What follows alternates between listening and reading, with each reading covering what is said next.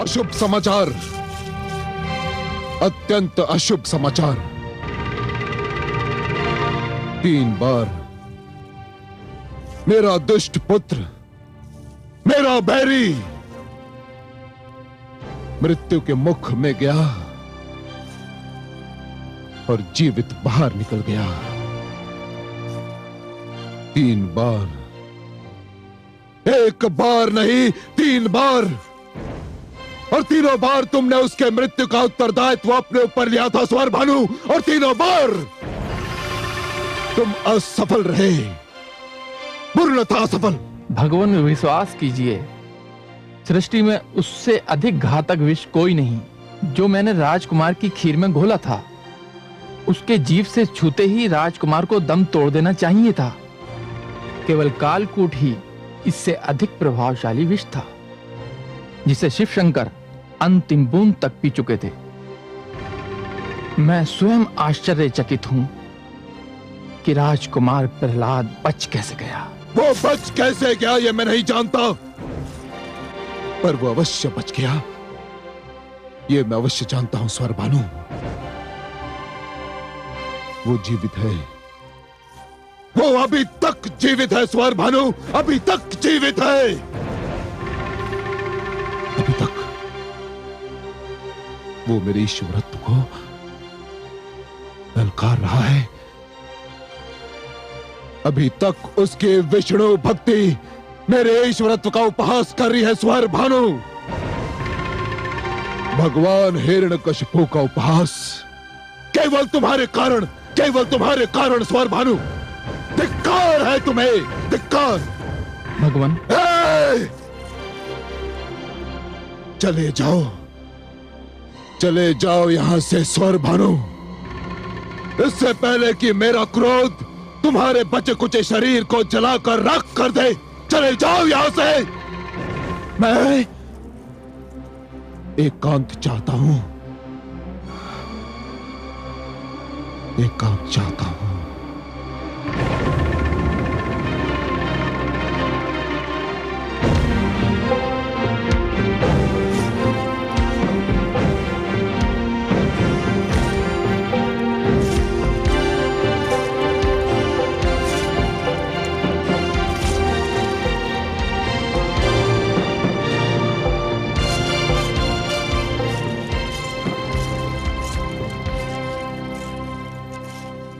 हे भगवान, हे सर्वशक्तिमान, आपकी जय हो। क्या है? कामरूप नरेश विप्रचित्ती पधारे हैं। विप्रचित्ती? कहाँ है वो? वे आपकी अनुमति की राह देख रहे हैं, उन्हें बुला लूं? नहीं, अरे मूर्ख, वो मेरे बहनों ही हैं, मैं स्वयं उनका स्वागत करूंगा।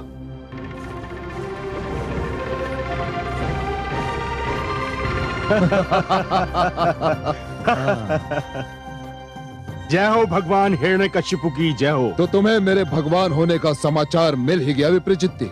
समाचार ही नहीं मिला, हमने आपको भगवान मान भी लिया है। सुंदर, अति सुंदर। पर तुम अकेले आए हो? अकेले नहीं आए भ्राताश्री, मैं भी आई हूँ। प्रणाम भ्राताश्री। सिंगिका मेरी बहन, कैसी हो? आओ। कहाँ थी तुम सिंगिका?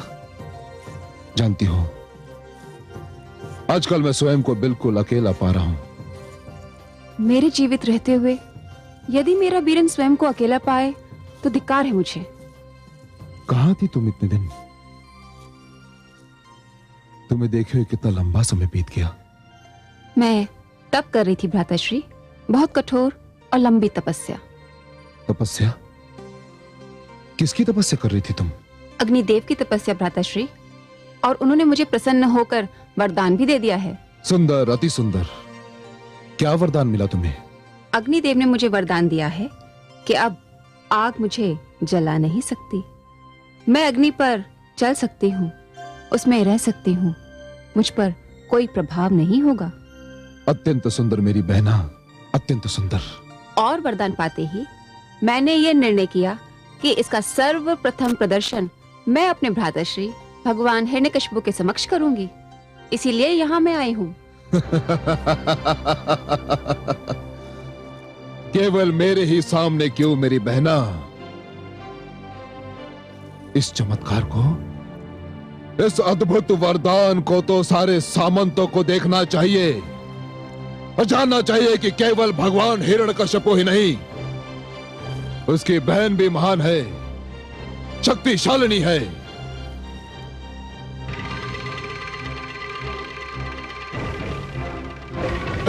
विष्णु, तूने मेरे घर के दीपक द्वारा मेरे घर को फूंकना चाहा था, किंतु अब भी समय है, संभल जा, सचेत हो जा, क्योंकि अब मुझे मेरी बहन के रूप में एक ऐसी ज्वाला मिली है जो तेरे देवलोक को, तेरे वैकुंठ लोक को जलाकर भस्म कर देगी। विष्णु, मैं अपने भ्राता श्री हिरण्याक्ष के वध का प्रतिशोध लेकर रहूंगा, लेकर ही रहूंगा।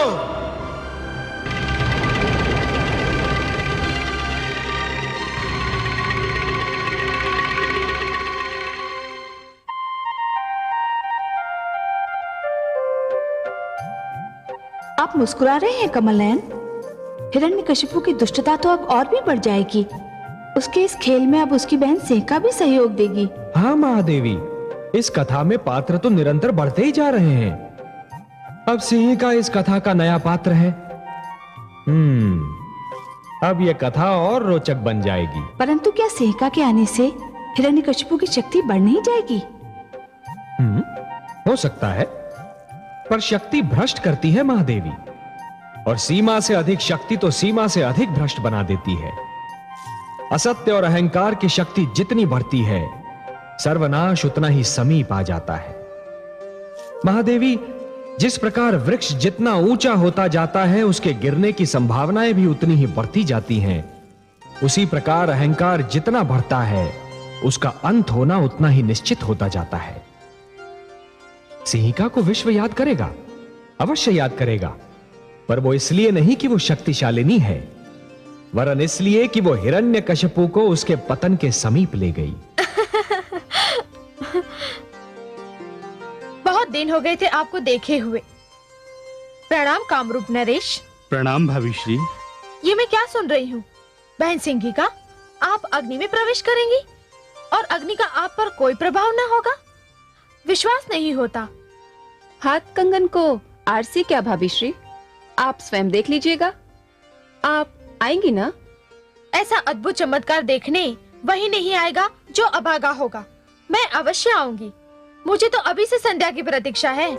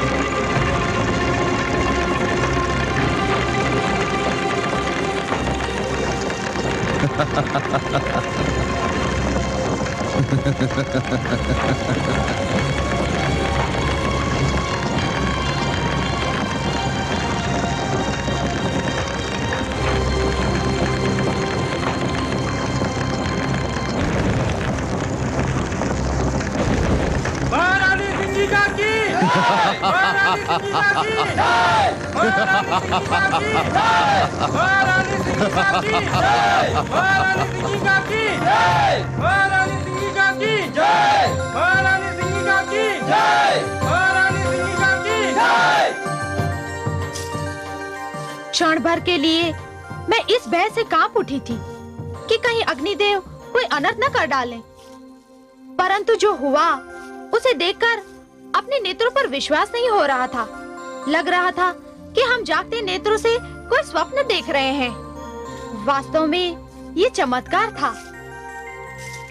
आइए स्थान ग्रहण कीजिए।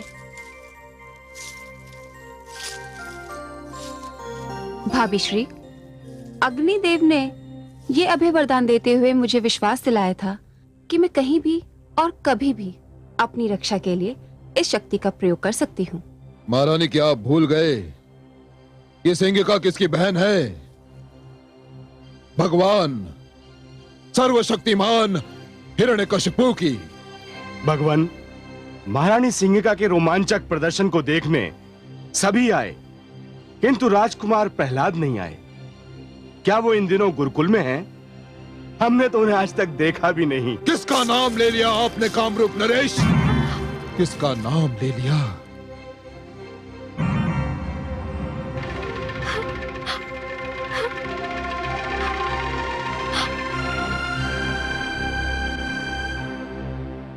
भ्राताश्री, आप ऐसा क्यों कह रहे हैं? प्रहलाद आपका पुत्र है, उत्तराधिकारी है। पुत्र कहलाने का अधिकार उसने खो दिया है। यदि वो उत्तराधिकारी होता तो राजभवन के स्थान पर कारागार में न पड़ा होता। कारागार में? विद्रोहियों को और कहां रखा जा सकता है कामरूप नरेश? वो मेरा पुत्र था, किंतु अब नहीं रहा। अब वो केवल मेरा अपराधी है, विरोधी है, विद्रोही है, पापी है। मैं कुछ समझी नहीं भ्राताश्री, क्या बात है? कुछ बताइए तो सही, क्यों नहीं रहा वो आपका पुत्र? इसलिए कि वो मुझे भगवान नहीं मानता। तो फिर वो किसे भगवान मानता है? मेरे और मेरी बहन सिंगिका के प्राणों से भी अधिक प्यारे भ्राता हिरण्याक्ष के हत्यारे विष्णु को। विष्णु को? हाँ, उसी हत्यारे विष्णु को। ये तो महापाप है। इसी महापाप का तो दंड मिल रहा है उसे। इसी कारण वो कारागार में पड़ा सड़ रहा है। किंतु भैया, यदि वो विष्णु का नाम लेवा है, उसका भक्त है, तब तो हमारे कुल में वो विष्णु का प्रतिनिधि हुआ ना। उसका तो वध कर देना चाहिए। यही करना चाहता था मैं, यही करना चाहता था। मेरे सामंतों ने उसके शरीर पर कटारों की वर्षा कर दी। मुझे विश्वास था कि उसका तन शत विक्षत होकर बिखर जाएगा, किंतु ऐसा न हुआ। उनकी कटारों की धार पलट गई और वो बच गया। फिर मैंने उसे ऊंचे पर्वत के शिखर से नीचे फेंकवाया, यह सोचकर कि जब वो ऊपर से धरती पर गिरेगा तो उसकी हड्डियां चूर चूर हो जाएंगी, किंतु एक बार फिर वो बच गया। ये बड़े आश्चर्य की बात है। फिर आप दोनों के आने से पहले मैंने उसके भोजन में विष मिला दिया। ऐसा विष जिसके जीभ छूते ही उसका अंत हो जाता, किंतु ऐसा न हुआ। उस विष का अंत हो गया और वो बच गया। वो अभी भी जीवित है, अभी भी जीवित है वो, और उसका जीवन मेरे ईश्वरत्व को मुंह चढ़ा रहा है। सर्वशक्तिमान भगवान हिरण्यकशिपु को मुंह चढ़ा रहा है वो।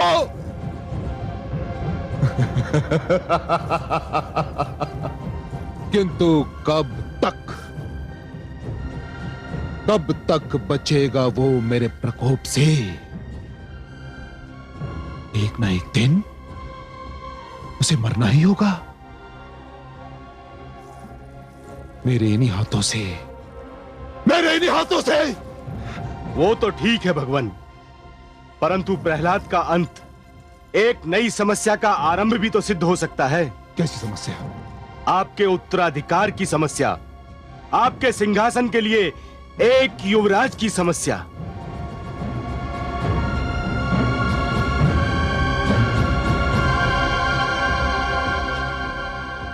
ऐसा नहीं होगा स्वामी, ऐसा कदापि नहीं होगा। युवराज और इस सिंहासन के उत्तराधिकारी की समस्या का समाधान है मेरे पास। तुम्हारे पास? मेरी समस्या का समाधान तुम्हारे पास है? क्या है वो समाधान? समाधान बहुत सरल है भ्राताश्री।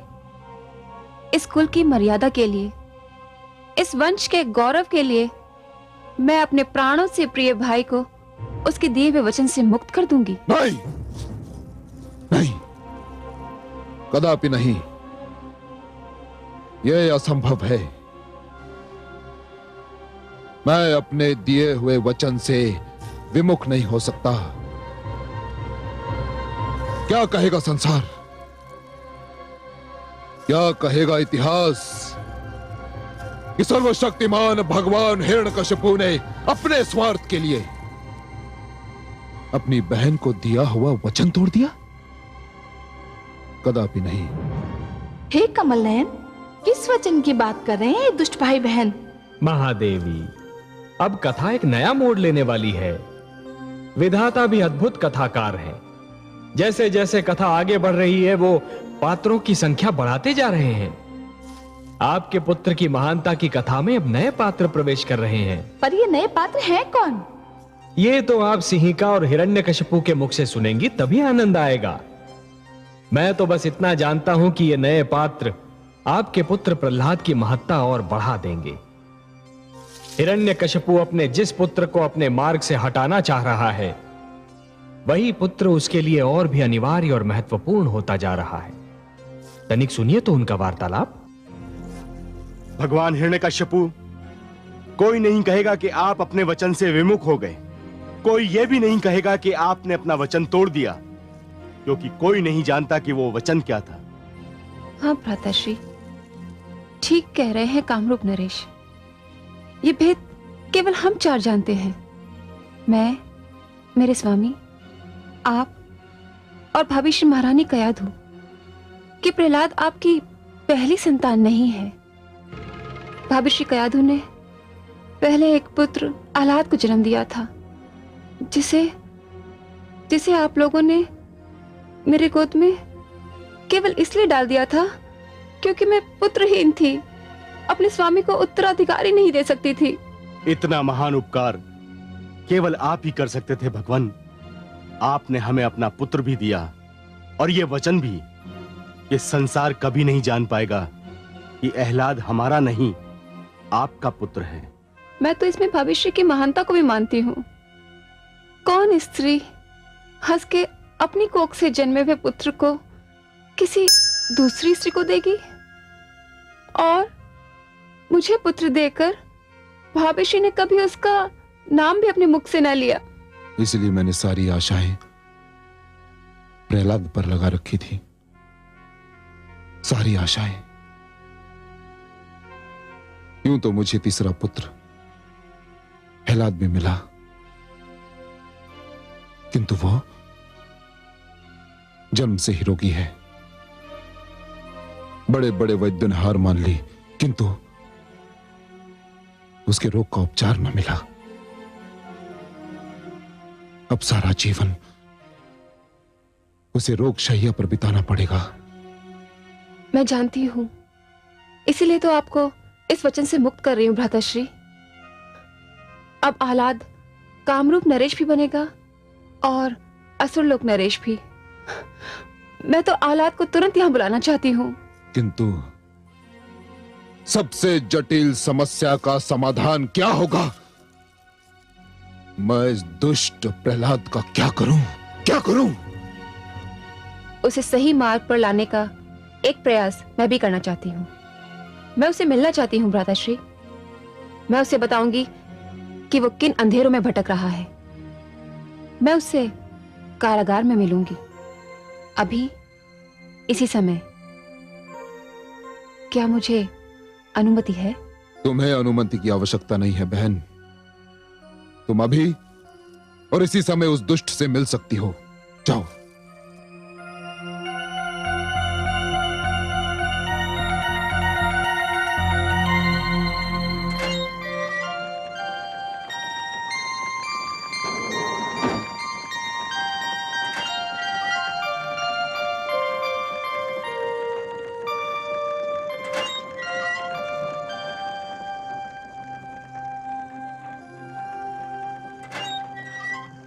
माते, मैं तुम्हारी माता नहीं पुत्र, तुम्हारी बुआ हूं। तुम्हारे पिताश्री की बहन सिंगिका। बुआश्री प्रणाम। यशस्वी भव पुत्र। आज तो जिसको देखो आप ही का नाम ले रहा था। कारागार के प्रहरी भी आपका यशगान कर रहे थे। सब यही कह रहे थे कि आपने अग्नि में प्रवेश किया और अग्नि ने आपको तनिक भी क्षति नहीं पहुंचाई, जैसे वो अग्नि नहीं शीतल वायु रही हो। मैं आपके दर्शन को व्याकुल था बुआश्री। मैं भी तुम्हें देखने को बहुत व्याकुल थी पुत्र, इसीलिए इतनी रात्रि गए तुमसे मिलने आ गई। मैंने जब इस चमत्कार के विषय में सुना तो मेरा मन किया कि मैं भी ये चमत्कार देखूं, पर मैं तो कारागार में हूँ। कभी तुम्हें भी दिखा दूंगी इस चमत्कार को। ये तो मैं कहीं भी कभी भी दिखा सकती हूँ, परंतु तुम कारागार में क्यों हो पुत्र? आपको नहीं पता, मेरे पिताश्री मुझसे रुष्ट हैं। अच्छा, परंतु वो तुमसे रुष्ट क्यों है पुत्र? इसलिए कि मैं उनको भगवान नहीं मानता। अच्छा, तो फिर तुम किसको भगवान मानते हो? मैं उन्हें भगवान मानता हूँ जो भगवान है, वासुदेव, नारायण, श्री भगवान विष्णु। ओह, पर तुम विष्णु के विषय में सब कुछ जानते हो? मैं अपने विष्णु के अतिरिक्त कुछ जानते ही नहीं बुआश्री। क्या आपको बताऊं वो कौन है, क्या है? नहीं पुत्र, मैं विष्णु के विषय में वो सब नहीं जानना चाहती जो तुम बताना चाहते हो। मैं वह बताना चाहती हूँ जो तुम नहीं जानते। क्या आप क्या बताना चाहती है जो मैं अपने भगवान विष्णु के विषय में नहीं जानता? पुत्र, क्या तुम्हें पता है कि मेरे और तुम्हारे पिताश्री के एक और भ्राता थे, असुरराज हिरण्याक्ष, तुम्हारे चाचा श्री? हाँ, मैंने सुना है उनका नाम। तुम्हें यह भी ज्ञात है कि तुम्हारे चाचा श्री का बड़ी निर्दयता से वध कर दिया था तुम्हारे विष्णु ने? वध कर दिया था? किंतु क्यों? क्या किया था मेरे चाचा श्री ने? एक साधारण छोटी सी घटना थी वो, जो नित दिन होती रहती है और कोई ध्यान नहीं देता। एक स्त्री का अपहरण किया था उन्होंने। स्त्री का अपहरण? हाँ, धरती का अपहरण किया था उन्होंने। धरती का अपहरण? और आप इसे साधारण और छोटी सी घटना कहती है? तो और क्या, और इसके लिए निर्दयी विष्णु ने उनका वध कर दिया। बुरा ना माने तो एक बात पूछूं बुआश्री? पूछो पुत्र। क्या आपके विचार में स्त्री का अपहरण कोई ऐसा कार्य है जिसके लिए पुरस्कार दिया जाना चाहिए? बहुत घिनौना अपराध है ये। पाप किया था चाचा श्री ने। चुप रहो पुत्र, तुम्हें अपने चाचा श्री के विषय में गिरी हुई बात करते हुए लज्जा नहीं आती है? मैं चाचा श्री के विषय में नहीं कह रहा हूँ, मैं उस कार्य के विषय में कह रहा हूँ जो उन्होंने किया था। फिर तो उन्हें दंड ठीक मिला। प्रहलाद, जो बबुल बोता है बुआश्री, उसके हाथ काटे ही आते हैं, फल नहीं। मेरी विष्णु की यही तो विशेषता है। वो पुण्य करने वालों पर दया करते हैं और पाप करने वालों को दंड देते हैं। वो मानतम न्यायमूर्ति हैं, इसलिए तो मैं उनको ईश्वर मानता हूँ। तो तुम अपना हट नहीं छोड़ोगे? हट होता तो छोड़ देता, पर यह मेरा धर्म है, इसे नहीं छोड़ूंगा।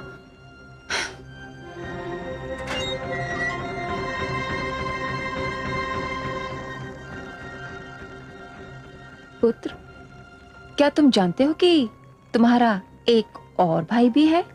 हाँ, हलाद, पर वो बेचारा जन्म से ही रोगी है। उसके अतिरिक्त भी तुम्हारा एक बड़ा भाई है, आहलाद। आहलाद? पर किसी ने मुझे उसके विषय में बताया ही नहीं, माताश्री ने भी नहीं। उसका जन्म तुम्हारे जन्म से पहले हुआ था पुत्र। मैं पुत्रहीन थी, इसलिए तुम्हारे माता पिता ने अपने पुत्र आहलाद को मेरी गोद में डाल दिया और उन्होंने मुझे वचन भी दिया कि उसका नाम भी न लेंगे। यदि आहलाद यहाँ आ गया तो युवराज तो वही होगा ना, तुमको कुछ भी नहीं मिलेगा। मुझे अपने विष्णु के भक्ति में जो कुछ मिल रहा है बुआश्री, उसके आगे ना कोई सिंहासन का मूल्य है, ना राज मुकुट का। विष्णु भक्ति मेरे लिए सबसे बड़ा धन है। मुझे उसके अतिरिक्त कुछ चाहिए भी नहीं। हाँ, ये दुख अवश्य है कि मैं भ्राताश्री आहलाद से मिल नहीं पाया। सिंहासन, मुकुट सब उन्हें मिल जाए तो मुझे प्रसन्नता होगी। भ्राताश्री हिरण्यकशिपु सत्य कहते हैं, तू सचमुच मूर्ख है। अरे तेरे सर पे काल नाच रहा है मूर्ख।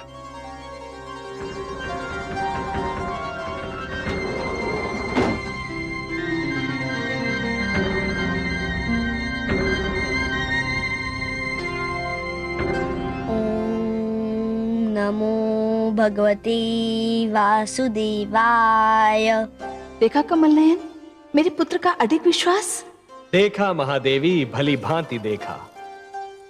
आपके पुत्र के इसी अडिग विश्वास ने तो उसकी कोमल काया में सृष्टि की सारी शक्ति भर दी है। मैं तो ये सोचकर प्रसन्न हूँ कमल नयन कि मेरे पुत्र ने जीवन का ये भेद जान लिया है कि जिसके पास आत्मविश्वास की शक्ति है उसे कोई रोक नहीं सकता, उसे कोई झुका नहीं सकता। मुझे गर्व है अपने पुत्र पर। मुझे भी गर्व हो रहा है आपके पुत्र पर देवी। वो समस्त संसार को सिर उठाकर चलने और सिर उठाकर जीने का संदेश दे रहा है। संसार को उससे सीख लेनी चाहिए। हाँ कमल नयन, मेरा पुत्र सारे संसार को ये बता रहा है कि सबसे महान जीवन वही है जिसकी नींव ईश्वर पर उसके विश्वास और प्रेम पर रखी गई हो। जब आप ये सब जानती हैं, तो कभी-कभी अपने पुत्र को परीक्षा देते देख घबरा क्यों जाती हैं? वो मेरी विवशता है कमल नयन। ममता मुझे व्याकुल कर देती है। आप ही बताइए, क्या कोई माँ अपने पुत्र को दुख झेलते देख सकती है? मैं जानती हूँ, मैं देवी हूँ, किंतु जब किसी माँ को तड़पते देखती हूँ तो मैं भी माँ बन जाती हूँ। तभी तो सारा संसार आपको माता कहकर पुकारता है। आप ममता का भंडार हैं महादेवी।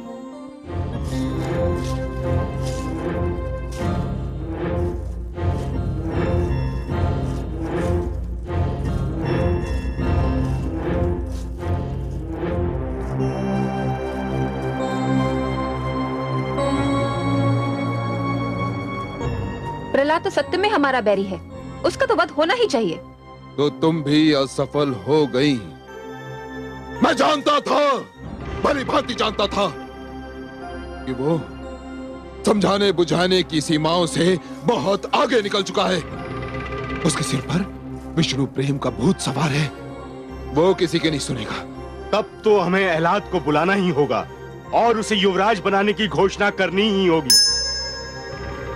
हाँ, हमें आहलाद को यहाँ बुलाना होगा, परंतु उसके लिए पहले आपको प्रहलाद को कारागार से मुक्त करना होगा।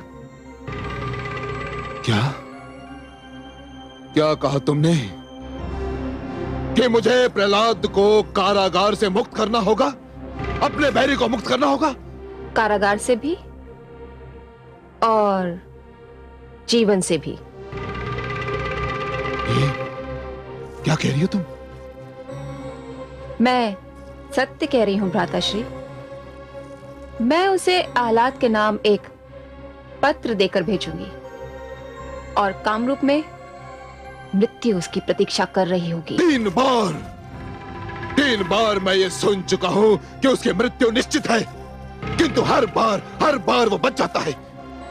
इस बार नहीं बचेगा, क्योंकि कामरूप में जो मृत्यु का रूप उसकी राह तक रहा है, उससे वो कदापि नहीं बच सकता। मेरा विश्वास कीजिए भ्राताश्री। सिंगिका, मेरी कुछ समझ में नहीं आ रहा है कि तुम कहना क्या चाहती हो। कामरूप में हमारी नगर के सीमा के बाहर एक भयानक सर्प कुंड है। उसमें संसार के सबसे विषैले सर्प, नाग और अजगर भरे हुए हैं। मेरे आदेश के अनुसार आह्लाद दुष्ट प्रहलाद को उस भवन में छोड़ देगा और सर्प देखते ही देखते प्रहलाद को समाप्त कर देंगे। सुंदर, अति सुंदर। अश्वमित्र, आज्ञा भगवान। जाओ और प्रहलाद को हमारा आदेश दो कि वो हमारा पत्र लेकर कामरूप जाए और आह्लाद को हमारा पत्र पहुंचाए। जाओ। जैसी आज्ञा भगवान।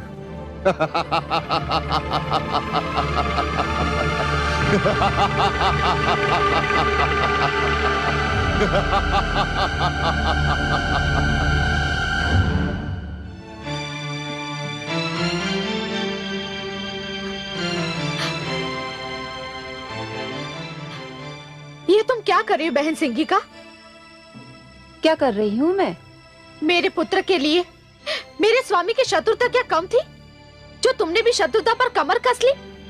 प्रहलाद कोई पराया नहीं तुम्हारा, तुम्हारी भ्राताश्री का रक्त है उसकी रगों में। दया करो उस पर। उसके रगों में हमारा रक्त अवश्य है भाभीश्री, परंतु उसके मन में हमारे विचार नहीं, हमारी परंपराओं का आदर नहीं, हमारे कुल का सम्मान नहीं। प्रहलाद हमारी दया का पात्र नहीं। बहन सिंगिका, तुम भी एक नारी हो। हर नारी के पीछे एक माँ छुपी होती है। मैं उसी माँ की दुहाई दे रही हूँ, मेरे पुत्र प्रहलाद को क्षमा कर दो। देखो, मैंने अपने पुत्र अहलाद को तो तुमको सौंप दिया था, कभी उसका नाम भी नहीं लिया कि तुम ये समझो कि मैं अपने उस पुत्र पर अधिकार जमाना चाहती हूँ। मैंने उसे तो तुमसे नहीं मांगा, मैं तो बस हाथ जोड़ के ये विनती करती हूँ कि मेरे इस पुत्र, मेरे प्रहलाद को मेरे पास रहने दो, मेरे पास रहने दो। वो भी तो तुम्हारे पास नहीं, कारागार में पड़ा हुआ है। कारागार में है तो क्या हुआ?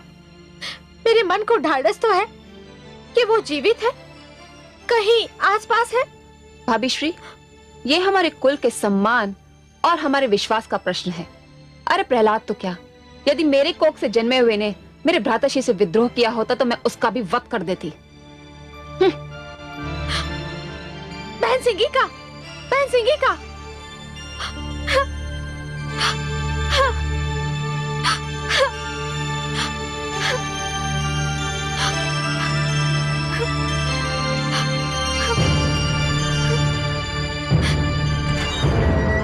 नमो भगवते वासुदेवाय।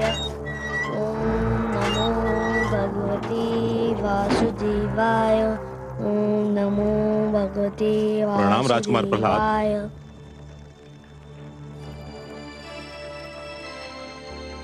आपके लिए भगवान हिरण्यकश्यप का संदेश है। क्या आदेश पिताश्री का लाए हैं आप? आपको ये पत्र लेकर कामरूप जाना होगा। कामरूप, जहाँ मेरे भ्राताश्री आह्लाद है? जी हाँ। यह तो बहुत शुभ समाचार है। मैं तो समझा था कि मैं अपने भ्राताश्री से कभी नहीं मिल पाऊंगा। कब जाना है मुझे? आज ही, इसी समय। क्या मैं अपने माताश्री से मिल सकता हूँ? जी नहीं, भगवान का आदेश है कि आप कारागार से निकलकर सीधे कामरूप जाएं। यात्रा की सब तैयारी हो चुकी है, चलिए मेरे साथ।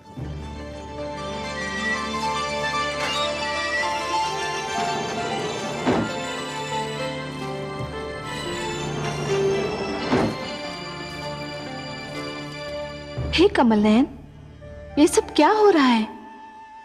वही हो रहा है जो विधाता ने लिखा है, उसके अतिरिक्त और हो भी क्या सकता है। परंतु हे दया सिंधु, अब मेरे पुत्र की रक्षा कौन करेगा? अब तक आपके पुत्र की रक्षा कौन कर रहा था महादेवी? आपका पुत्र अपने बिछड़े हुए भाई से मिलने जा रहा है और दो बिछड़े भाइयों का मिलाप एक रोचक दृश्य होता है। मैं भी जानती हूँ और आप भी जानते हैं कैसा भाई है ये अहलाद।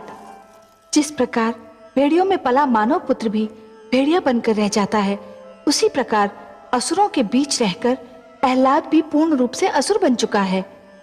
हाँ महादेवी, परंतु जिस प्रकार एक वृक्ष की छाया एक पथिक को कड़ी धूप से बचाती है, उसी प्रकार आपका स्नेह और आशीष प्रहलाद को कठिनाइयों से बचाएगा। आप चिंता न कीजिए। चिंता कैसे न करूं करुणा सिंधु। पहले हिरण्यकशिपु, फिर सिंहिका और अब अहलाद। मेरे पुत्र के शत्रु बढ़ते ही जा रहे हैं। महादेवी, जिसके शत्रु बढ़ते जाते हैं वो स्वयं अपनी शक्ति भी तो बढ़ाता जाता है। आपके पुत्र प्रहलाद की शक्ति प्रतिदिन बढ़ती जा रही है। आप अपने स्नेह पर विश्वास रखिए, अपने पुत्र के अडिग विश्वास पर विश्वास रखिए।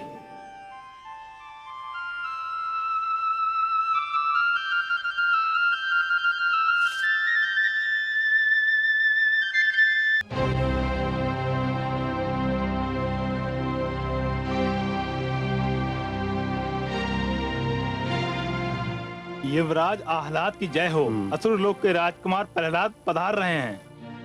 उन्हें आने दो।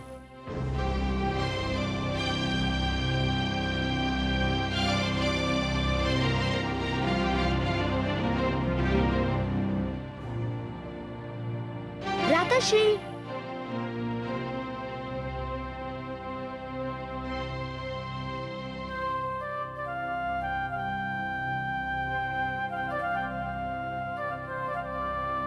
मैं आपके दर्शन को व्याकुल था भ्राताश्री। मत पूछिए मुझे आज कितना हर्ष हो रहा है। मुझे भी आपसे मिलकर बहुत प्रसन्नता हुई अनुज। मेरे माता पिता कैसे हैं? आपके माता पिता? मेरे माता पिता कामरूप नरेश विप्रचित्ती और महारानी सिंगिका। वे सकुशल है भ्राताश्री। मैं उन्हीं का पत्र लेकर आपकी सेवा में आया हूँ। क्या लिखा है पत्र में? मुझे कोई ज्ञान नहीं। मुझे पत्र पढ़ने की अनुमति नहीं थी। होती भी तो मैं नहीं पढ़ता। क्यों? किसी का पत्र पढ़ना शिष्टाचार के विरुद्ध है।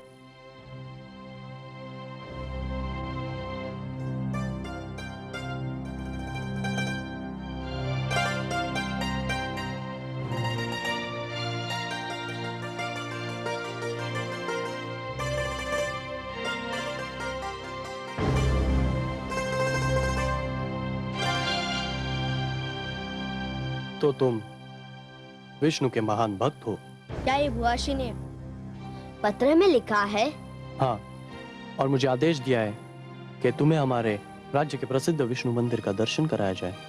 विष्णु का मंदिर? और आपके राज्य में? क्या आपके राज्य में भी विष्णु के भक्त है? पहले थे, अब नहीं रहे। बस उनका बनाया हुआ मंदिर रह गया है, जिसमें तुम्हारे विष्णु की विशाल मूर्ति रखी हुई है। अच्छा। हाँ अनुज, आज तुम विश्राम करो। कल मैं तुम्हें उस मंदिर में भिजवा दूंगा। मेरे विष्णु का मंदिर और उसमें रखी उनकी मूर्ति की बात सुनकर मैं व्याकुल हो उठा हूँ भ्राताश्री। मुझे विलंबना सा आ जाएगा। आप मुझे इसी क्षण वहां ले चलिए। तुम्हारी यही इच्छा है तो यही सही। द्वारपाल,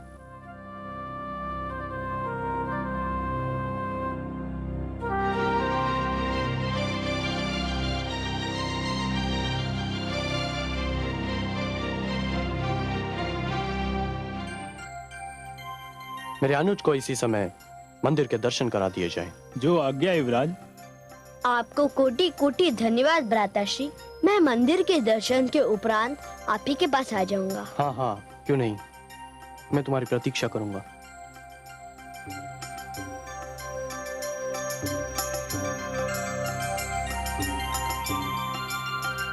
हे विष्णु, हे जनार्दन, हे जगदीश्वर, हे लक्ष्मीपति, अब मेरा तुम्हारे अतिरिक्त और कोई नहीं। सबने मुझ दुखियारी से मुंह मोड़ लिया है। मन की व्यथा तुमसे न कहूं तो किससे कहूं? मुझे तुम पर विश्वास है। तुम ही मेरे ईश्वर हो। मेरे पुत्र की रक्षा करो प्रभु, उसके विश्वास की रक्षा करो। एक दुखियारी माँ की पुकार सुन लो प्रभु, पुकार सुन लो।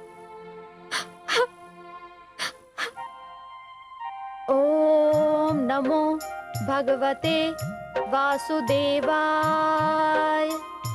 ओम नमो भगवते वासुदेवाय।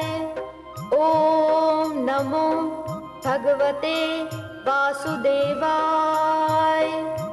ओम नमो भगवते वासुदेवाय। ओम नमो भगवते वासुदेवाय। हे विश्वेश्वर, आपने सृष्टि में अनेक सुंदर भावनाओं को जन्म दिया है, बहुत से सुंदर नाते बनाए हैं, पर ये ममता की भावना, माता पुत्र का ये नाता पहले ही इतना सुंदर बनाया है कि इसके आगे हर सुंदरता फीकी पड़ जाती है। कवि की कविता इसे शब्दों में बांध नहीं सकती, चित्रकार की कला इसे रंगों में अंकित नहीं कर सकती, कोई शिल्पकार इसे मूर्ति में ढाल नहीं सकता। ममता का क्षेत्र तो आपका है महादेवी, वो आपका वरदान है। ममता के समक्ष संसार तो क्या, स्वयं मैं भी शीश नवा देता हूं।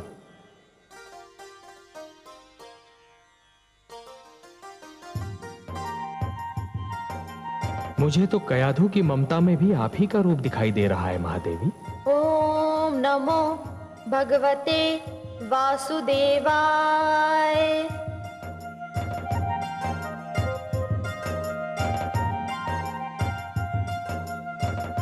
वो रहा विष्णु का मंदिर।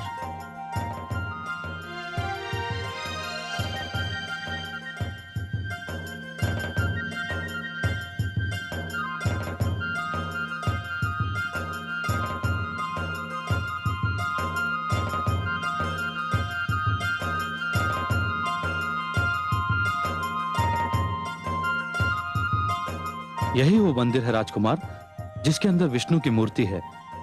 आप भीतर जाइए और जब तक मन करे उसके दर्शन और पूजा कीजिए। तुम्हारा बहुत बहुत धन्यवाद। तुमने मुझे यहाँ तक पहुँचाने का जो कष्ट किया, उसके लिए मैं तुम्हारा भी आभारी हूँ।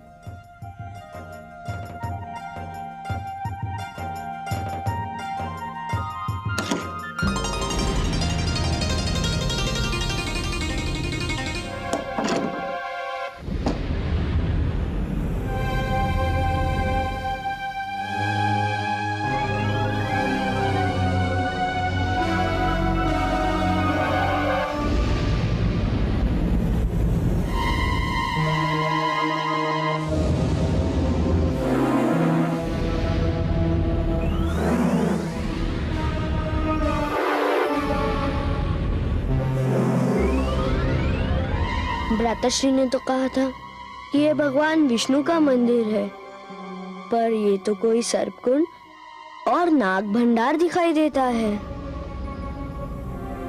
आपने मुझे यहाँ क्यों बुलाया वासुदेव? समझ गया, आप मेरे साहस की परीक्षा लेना चाहते हैं। कोई बात नहीं, मेरे भ्राता मुझसे झूठ नहीं बोल सकते। अवश्य आप यही हैं। मैं आपको यहाँ भी ढूंढ लूंगा।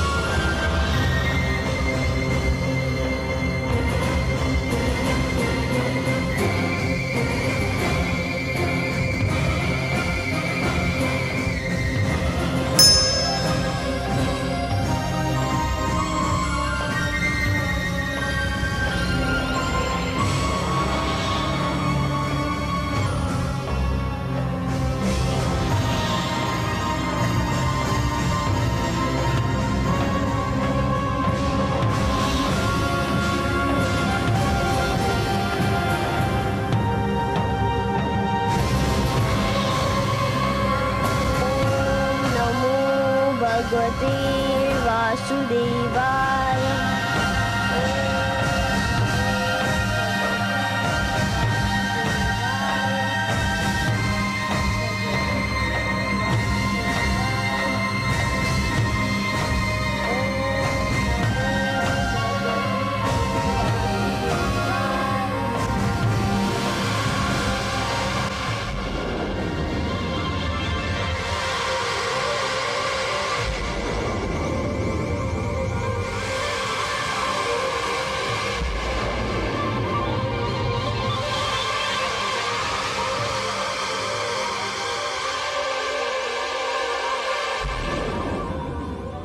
तीन लोक 14 भुवन, चाहे बैरी हो, जाको राखे साइया, मार सके ना कोई। जाको राखे साइया, मार सके ना को।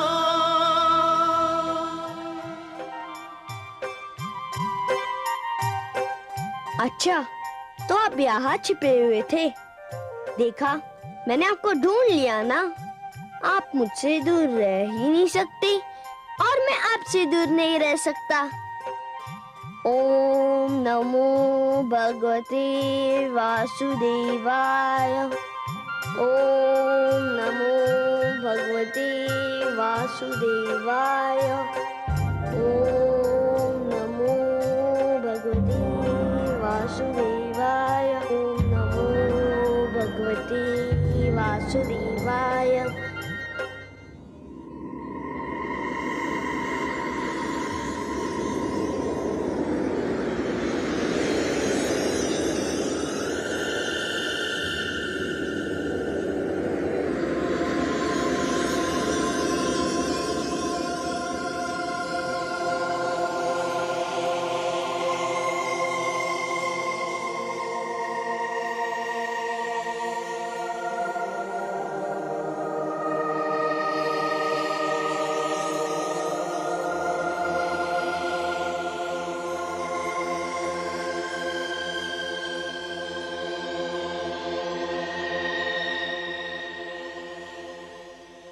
युवराज की आज्ञा का पालन कर दिया गया है।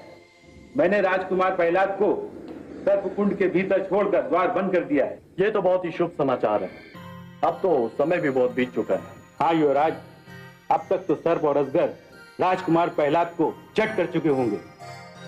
सर्प और अजगरों को आज बहुत दिनों के बाद उनकी मन भावन आहार मिला होगा। मैं बहुत प्रसन्न हुआ। तुम्हें इस कार्य के लिए अवश्य पुरस्कार दिया जाएगा। धन्यवाद युवराज। मैं अभी किसी दूत को भेजकर माताश्री को यह सूचना देता हूँ कि मैंने उनका कहना मानकर पुत्र धर्म का पालन किया है। महामंत्री को बुलाया जाए। जो आज्ञा।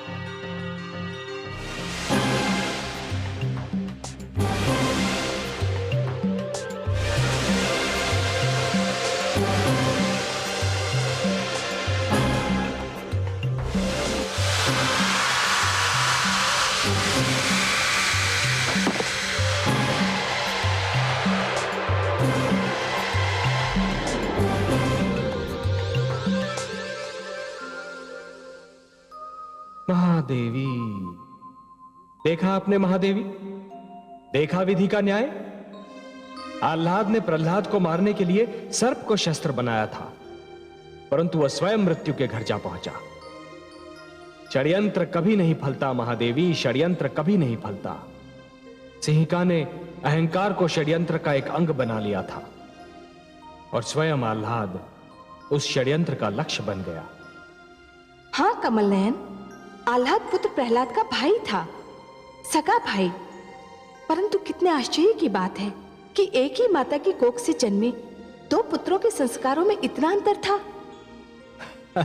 महादेवी, एक ही डाली पर खिले दो पुष्पों में से एक को स्थान मिलता है देवता के चरणों में, तो दूसरे को अर्थी पर। एक ही मेघ की गोद से निकली दो बूंदें, एक मोती बन जाती है तो दूसरी अंगारे पर गिरकर भस्म हो जाती है। ये सब फल होता है इस सत्य का कि किसे कैसी संगत मिलती है। प्रहलाद को देवर्षि नारद की संगत मिली तो वो कुंदन बन गया, और आह्लाद को सिंहिका और विप्रचित्ति की संगत मिली तो वो धूल में मिल गया। आप सत्य कहते हैं सर्वेश्वर। संतान का चरित्र निर्माण बाल्यावस्था में ही होता है। बाल्यावस्था में जो भी विचार मन में बो दिए जाते हैं वो विचार जीवन भर मन से नहीं निकलते। सत्य कहा आपने महादेवी, सत्य कहा। और इसीलिए माता पिता को सबसे अधिक ध्यान बाल्यावस्था में संतान के चरित्र निर्माण पर ही देना चाहिए। आह्लाद को तो उसके किए का दंड मिल गया, परंतु मैं अपने पुत्र प्रहलाद को अच्छी तरह से जानती हूँ। उसका मन बहुत ही कोमल और दयालु है। वो अपने भ्राता की मृत्यु का दुख कैसे सह पाएगा? वो तो उसे देखकर बिलख उठेगा। जब उसे इस बात का ज्ञान होगा तो उस पर न जाने क्या बीतेगी।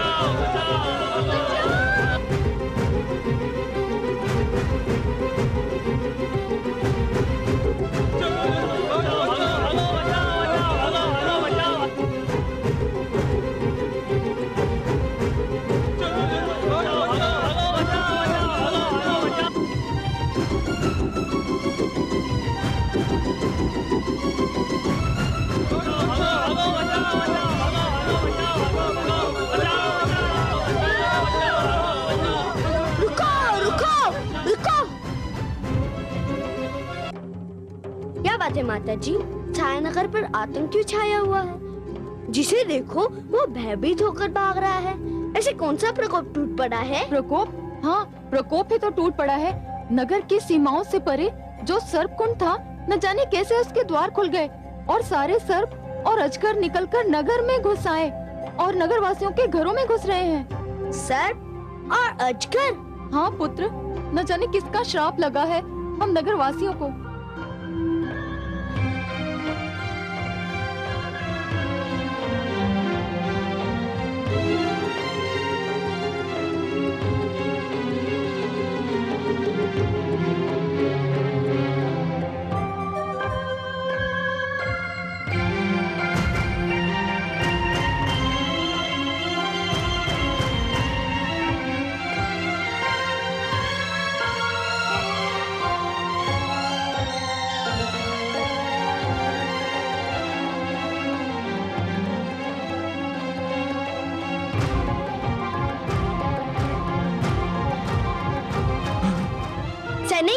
जी जी राजकुमार। क्या बात है? सब कुशल तो है ना? कुशल कहाँ है राजकुमार? हमारे युवराज को तो नाग ने डस लिया है। क्या? हाँ, राजवैद्य और मंत्रियों को सूचित करके आया हूँ। अब तक तो विष अपना कार्य कर चुका होगा। नहीं नहीं नहीं, ये नहीं हो सकता। नहीं।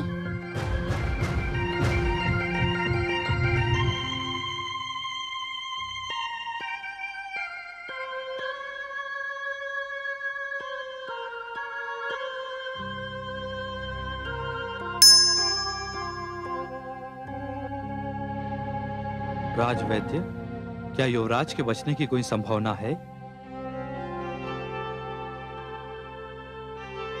नहीं महामंत्री, विष सारे शरीर में फैल चुका है। मस्तिष्क और हृदय तक उससे प्रभावित हो चुके हैं। मुझे भय है कि ये युवराज के जीवन की अंतिम घड़ियां हैं। महाराज विप्रचित्ति और महारानी सिंहिका को यह सूचना मिली तो अनर्थ हो जाएगा। भ्राताश्री, भ्राताश्री, भ्राताश्री, भ्राताश्री, क्या हो गया आपको भ्राताश्री? क्या हो गया आपको भ्राताश्री? अच्छा हुआ तुम आ गए अनुज। थोड़ी देर हो जाती तो मैं तुमसे क्षमा न मांग पाता। क्षमा? कैसी क्षमा भ्राताश्री? मैंने तुम्हारी मृत्यु चाही थी। माताश्री के आदेश पर मैंने तुमसे झूठ बोलकर तुम्हें सर्पकुंड में बेच दिया था। वे विषैले सांप तुम्हारा कुछ बिगाड़ ना सके, परंतु मेरी मृत्यु का कारण बन गए। मुझे क्षमा कर दो अनुज, मुझे क्षमा कर दो। नहीं, नहीं भ्राताश्री नहीं। मैंने जीवन में पहली बार तो आपको देखा था। क्या ये अंतिम दर्शन बन जाएगा? नहीं भ्राताश्री नहीं, मुझे छोड़कर मत जाइए भ्राताश्री।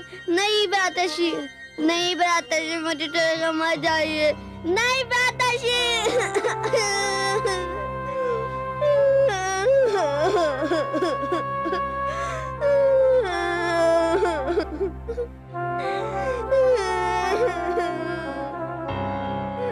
युवराज की जीवन लीला समाप्त हो गई। अब कुछ नहीं हो सकता।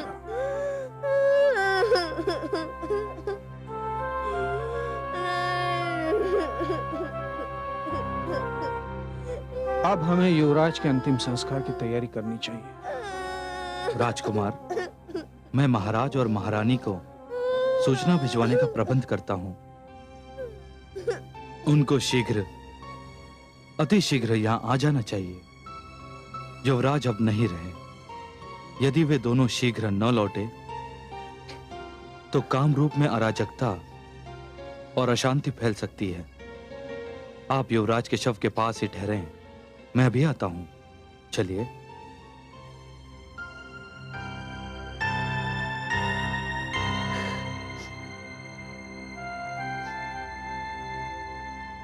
हे वासुदेव, हे नारायण, हे विष्णु, आप तो समस्त संसार को सुख, शांति और जीवन का उपहार देते हैं। क्या कहेगा संसार कि विष्णु का भक्त कामरूप में दुख, अशांति और मृत्यु का संदेश लेकर आया था? क्या कहेगा संसार कि प्रहलाद अपने भ्राता के लिए मृत्यु का उपहार लेकर आया था? ये सारा दोष तो मुझ पर आ जाएगा। मैं इस कलंक को लेकर जी नहीं पाऊंगा। हे जनार्दन, हे विश्वेश्वर, आपने सदैव मेरी विनती की लाज रखी।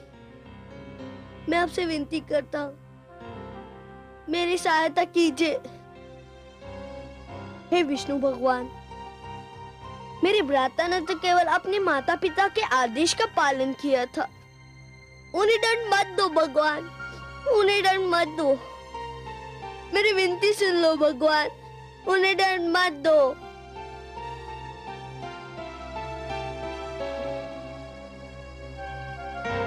ओम नमो भगवते वासुदेवाय। ओम नमो भगवते वासुदेवाय। देखिए आपने मेरे पुत्र की उदारता, कमल नयन। देखा आपने मेरे पुत्र का हृदय कितना विशाल है। वो जानता है कि आह्लाद ने उसके साथ क्या किया था, फिर भी उसने उसे क्षमा कर दिया। वो जानता था कि आह्लाद उसके प्राण लेना चाहता था, फिर भी उसके जीवन के लिए वो आपसे विनती कर रहा है। महादेवी, आपके इस पुत्र के विषय में तो मैं क्या कहूं। धन्य है प्रहलाद, धन्य है। महादेवी, जिस प्रकार जब जल माटी को गीला कर देता है तो माटी में से सुंदर अंकुर फूटते हैं, उसी प्रकार जब भक्ति मन को उदार बना देती है तो मन में सुंदर विचारों का जन्म होता है। जिस प्रकार वर्षा फूल पर जमी हुई धूल को धोकर फूल को स्वच्छ और निर्मल बना देती है, उसी प्रकार जब श्रद्धा मन को छूती है तो मन को पवित्र और उज्जवल बना देती है। और आपके इस पुत्र के पास तो दोनों शक्तियां हैं, भक्ति और श्रद्धा। फिर तो आपको मेरे पुत्र की विनती सुननी ही होगी। महादेवी, ऐसे भक्त की विनती को मैं अनसुना कैसे कर सकता हूं? और जब आपकी भी यही इच्छा है तब तो मुझे यह करना ही होगा। ओम नमो भगवते वासुदेवाय। ओम नमो भगवते वासुदेवाय।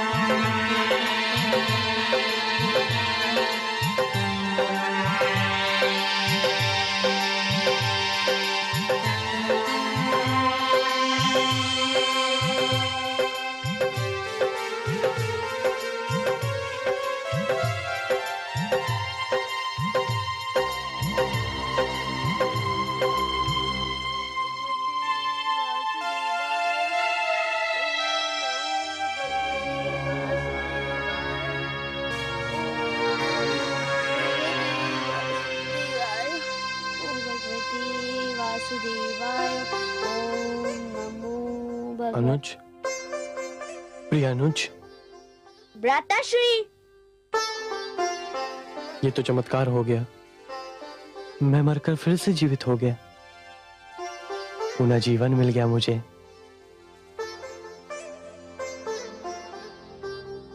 ये सब तुमने किया अनुज, तुमने। नहीं भ्राताश्री, ये तो मेरे विष्णु ने किया है। ये सब तो केवल वही कर सकते हैं भ्राताश्री। मैंने तो पुत्र प्रहलाद को पत्र में स्पष्ट रूप से लिख दिया था कि प्रहलाद की मृत्यु होते ही तुरंत सूचना भेज दे। मुझे चिंता हो रही है, अभी तक कोई सूचना क्यों नहीं आई? युवराज आह्लाद बहुत बुद्धिमान और समझदार हैं। हो सकता है किसी कारण से प्रहलाद को सर्पकुंड भेजने में विलंब हो गया हो। इसमें चिंता करने की क्या आवश्यकता है? विलंब? इतना विलंब? क्या राजकुमार आह्लाद को यह ज्ञात नहीं कि हम पर एक एक पल भारी पड़ रहा है?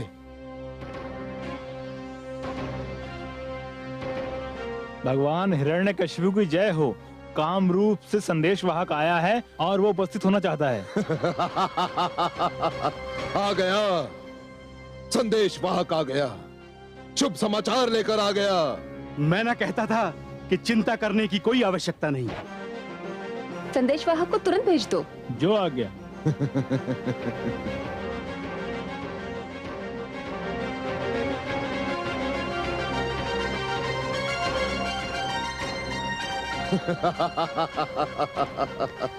क्या समाचार लाए हो संदेश वाहक?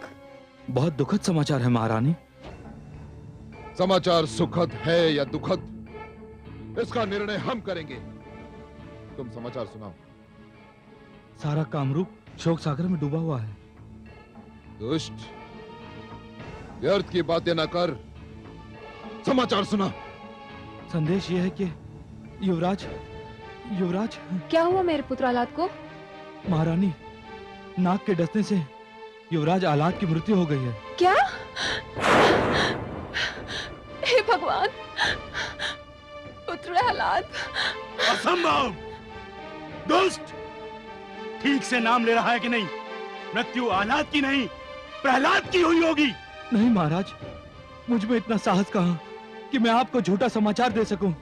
पर यह सत्य है कि नाग ने युवराज को डस लिया है और राजवैद्य ने उनके प्राण बचाने का प्रयत्न किया, पर वो असफल रहे और मेरी आंखों के सामने युवराज का शरीर ठंडा पड़ गया। नहीं, नहीं!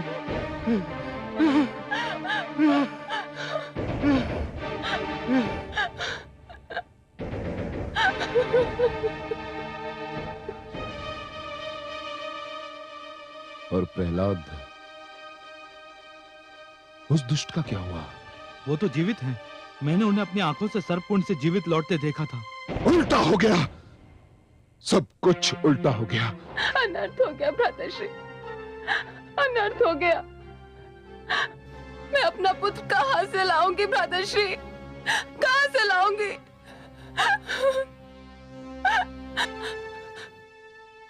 दुष्ट प्रहलाद के पास अवश्य ही मायावी शक्तियां हैं।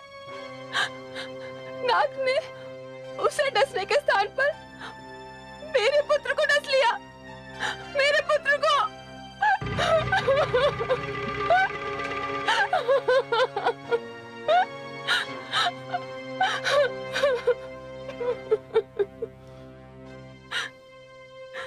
मेरा पुत्र आह्लाद। मुझे दुख है कामरूप नरेश कि मेरे पुत्र प्रहलाद ने आपके पुत्र को मार डाला। मुझे दुख है।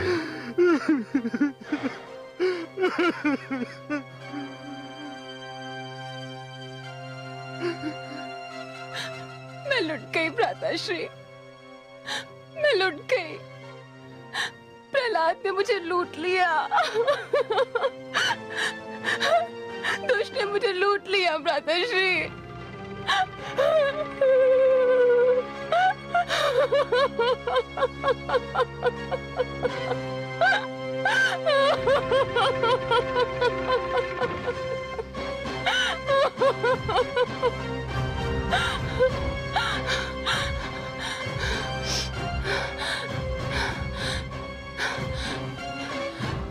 अग्निदेव के वरदान की सौगंध, जब तक मैं उस दुष्ट प्रहलाद को जलाकर भस्म न कर दूंगी, मुझे चैन नहीं मिलेगा, नहीं मिलेगा मुझे चैन।